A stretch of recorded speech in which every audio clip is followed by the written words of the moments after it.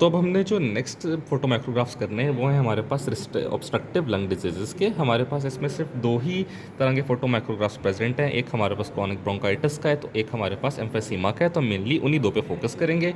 वैसे इसके अलावा और भी ऑब्स्ट्रक्टिव डिजीजेस होती हैं जैसे ब्रोंकिलेक्टेसिस। तो इसमें हमारे पास ये जो पहला फोटो माइक्रोग्राफ है ये हमारे पास है क्रॉनिक ब्रोंकाइटिस का।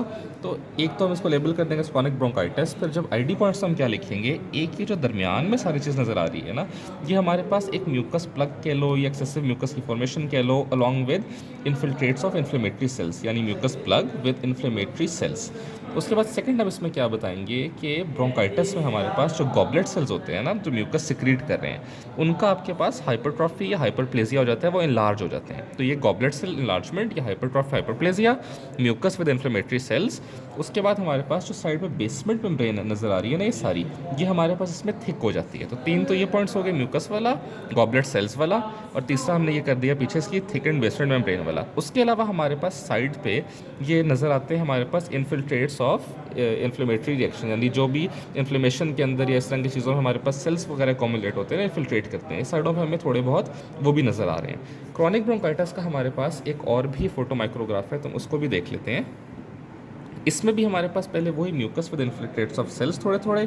इस साइड पे जो हमारे पास वाइटिस से पेरस नज़र आ रही है, ये हमारे पास नज़र आ रही है वही गॉबलेट सेल्स की, जिनका हाइपरट्रॉफी या हाइपरप्लेजिया हुआ है। दरमियान में हमारे पास इन्फिल्ट्रेट नज़र आ रहे हैं ऑफ इन्फ्लेमेटरी रिएक्शन या इन्फ्लेमेटरी सेल्स।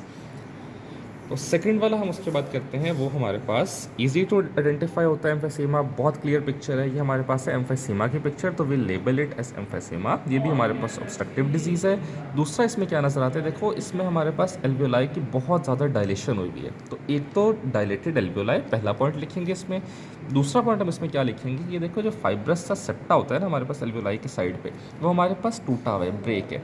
तो ब्रोकन फाइब्रस सेप्टा लिख सकते हैं, या हम उसमें लिख सकते हैं डिसऑर्गेनाइज्ड फाइब्रस सेप्टा, या बहुत कुछ भी इस तरह की चीज़।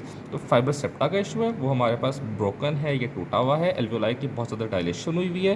और थर्ड हम इसमें पॉइंट लिख सकते हैं कि अगर हमारे पास ना इसमें बुल्ला फॉर्मेशन नज़र आती है, यानी जब भी एल्वियोलाई की डायलेशन 1 सेंटीमीटर से ज़्यादा हो जाती है ना, तो हम उसको कहते हैं कि ये बुल्ला फॉर्मेशन है, जो इस पे नज़र नहीं आ रही है। लेकिन yes, you can write it in the ID points.